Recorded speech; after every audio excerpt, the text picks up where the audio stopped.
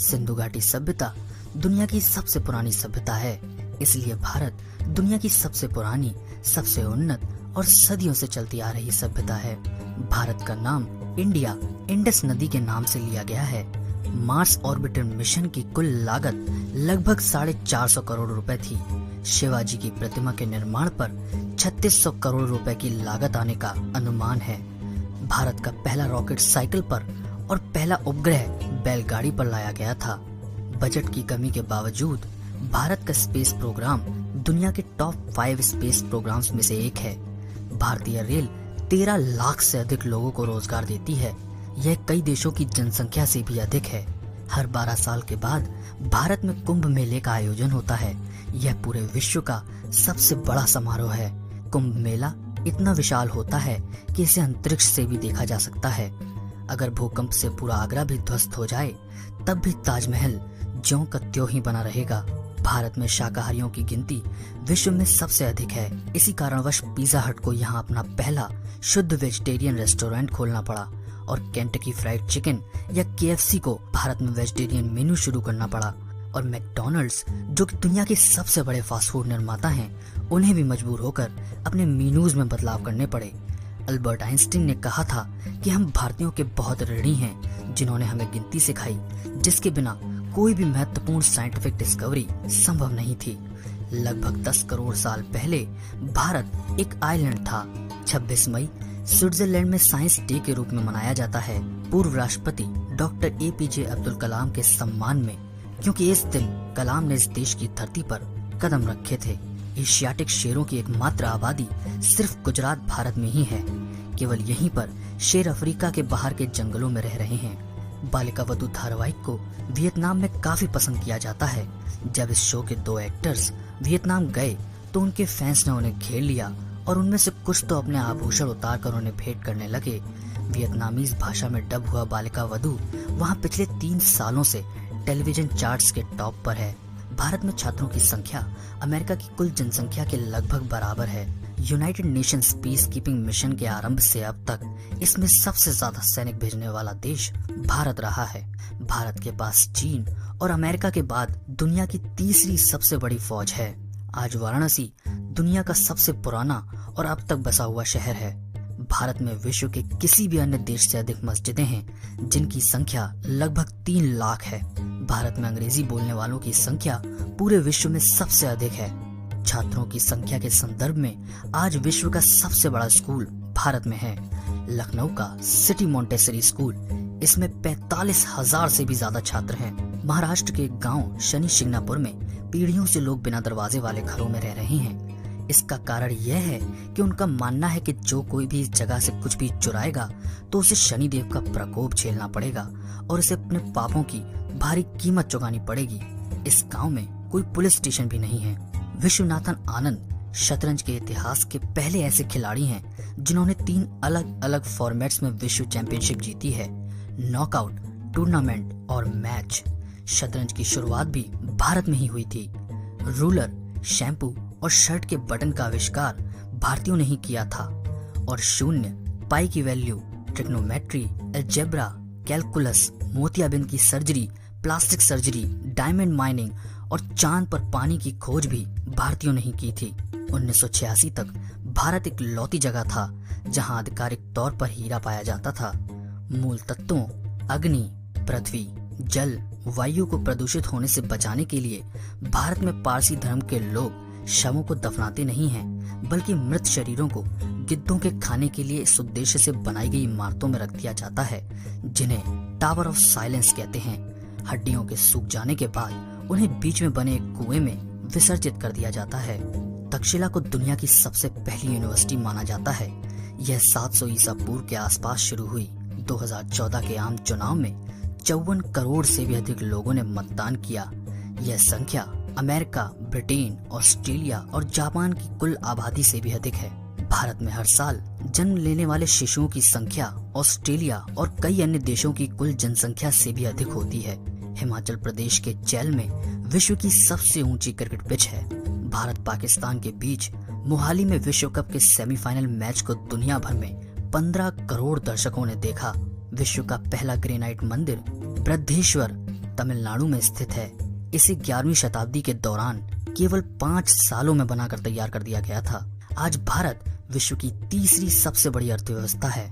भारत हर साल 12 लाख टन आम की पैदावार करता है, जो कि 80,000 ब्लू व्हेल के कुल भार के बराबर है। मेघालय राज्य पृथ्वी पर सबसे ज्यादा बारिश झेलने वाली जगह है। भारत ने विश्व को योग दिया, जो कि 5000 सालों से प्रचलन में है। मार्शल आर्ट्स की उत्पत्ति भी भारत में ही हुई थी। दुनिया का सबसे बड़ा परिवार भारत में रहता है, जिसमें एक आदमी, 39 पत्नियां और 94 बच्चे शामिल हैं। भारत दुनिया का सबसे ज्यादा शस्त्र आयात करने वाला देश है, लेकिन भारत ने आज तक किसी भी देश पर हमला नहीं किया है। भारत में अफ्रीका के बाद विश्व की दूसरी सबसे बड़ी जेनेटिक डाइवर्सिटी है। भारत की कार मैन्युफैक्चरिंग इंडस्ट्री दक्षिण कोरिया को पीछे छोड़ उत्पादन के मामले में विश्व की 5वीं सबसे बड़ी इंडस्ट्री बन गई है। भारत का मौर्य साम्राज्य रोमन साम्राज्य जितना विशाल था, जो कि 322 ईसा पूर्व से 185 ईसा पूर्व तक रहा। यह 5 लाख वर्ग किलोमीटर से भी अधिक भूमि क्षेत्र में फैला हुआ था, जो कि पृथ्वी की कुल भूमि क्षेत्र का 3.5% हिस्सा बनता है। तंजौर के आखिरी पूर्ण शासक सरफोजी द्वितीय भोसले ने मोतियाबिंद सर्जरी को इजाद किया था, जिसे वे काउचिंग विधि के द्वारा करते थे। सर्जरी के बाद वे पेशेंट को 2 रुपए भेंट में देते थे, क्योंकि वे मानते थे कि उसने उन्हें एक और व्यक्ति की दृष्टि बहाल करने का सौभाग्य दिया है। एक ही स्थान पर बनाया गया विश्व का सबसे बड़ा सोलर पावर प्लांट भारत के तमिलनाडु में है, जिसकी क्षमता 650 मेगावाट है। पूर्वोत्तर भारत में लंबे समय से एक अलग टाइम जोन की मांग की जा रही है। वहाँ के लोग दिन निकलने के कम से कम 4 घंटे बाद सुबह का नाश्ता करते हैं और ऑफिस के काम की शुरुआत आधा दिन निकल जाने के बाद होती है। सर सीवी रमन को फिजिक्स में अपने काम के लिए नोबेल पुरस्कार जीतने का इतना विश्वास था कि उन्होंने इसकी घोषणा होने के 4 महीने पहले ही अपनी टिकटें बुक करवा ली थी। गुरु नानक ने इराक तक यात्रा की थी और वहां उनको समर्पित एक दरगाह भी है। मिस वर्ल्ड प्रतियोगिता जीतने वाली रीता फारिया पहली एशियाई महिला थी। नीरजा भनौट, जो कि एक इंडियन फ्लाइट अटेंडेंट थी, ने हाईजैक हुए फ्लाइट पर अमेरिकन को आतंकवादियों से बचाने के लिए उनके पासपोर्ट छुपा दिए थे। यात्रियों को भागने में मदद करने के प्रयास में उनकी मृत्यु हो गई, जब 3 बच्चों को बचाने के लिए वो उनकी ढाल बनकर गोलियों की बौछार के आगे आ गईं। Bharat no first use policy को मानने वाले विश्व के पहले कुछ देशों में से एक है। इसके अनुसार भारत केवल अपने ऊपर परमाणु हमला होने की स्थिति में ही अपने परमाणु हथियारों का इस्तेमाल करेगा। भारत के मून ऑर्बिटर ने अपोलो की लैंडिंग साइट की तस्वीरें ली, जिससे इन अफवाहों और कॉन्स्पिरेसी थ्योरीज पर विराम लगा कि अमेरिका द्वारा की गई चांद की यात्रा की बात एक झूठ है। भारत में विश्व का इकलौता शाकाहारी मगरमच्छ है, जिसका नाम है बबिया। दक्षिण अमेरिका में गुयाना की 43.5% जनसंख्या भारतीय मूल की है।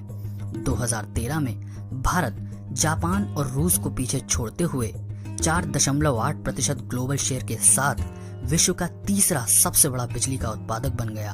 हम पोटेशियम साइनाइड के स्वाद के बारे में जानते हैं, क्योंकि एक भारतीय साइंटिस्ट ने इसे चखकर आत्महत्या कर ली और मरने से पहले इसके स्वाद को बयान करता एक नोट छोड़ गए। नोट में लिखा था, डॉक्टर्स, पोटेशियम साइनाइड, मैंने इसे चखा है, यह जीभ जलाता है और इसका स्वाद तीखा है। भारत में दर्ज आज तक का सबसे ठंडा तापमान फिनलैंड और नॉर्वे के दर्ज तापमान से भी ज्यादा ठंडा है। कोल इंडिया लिमिटेड विश्व की सबसे बड़ी कोयला उत्पादक कंपनी है और मार्केट वैल्यू के हिसाब से यह भारत की 8वीं सबसे मूल्यवान कंपनी है। श्रीकांत जिचकर के नाम भारत का सबसे पढ़ा लिखा व्यक्ति होने का रिकॉर्ड है। उन्होंने डॉक्टर बनने के बाद 20 पोस्ट ग्रेजुएट डिग्रियां प्राप्त की, जिसमें अधिकतर में उन्हें गोल्ड मेडल मिला।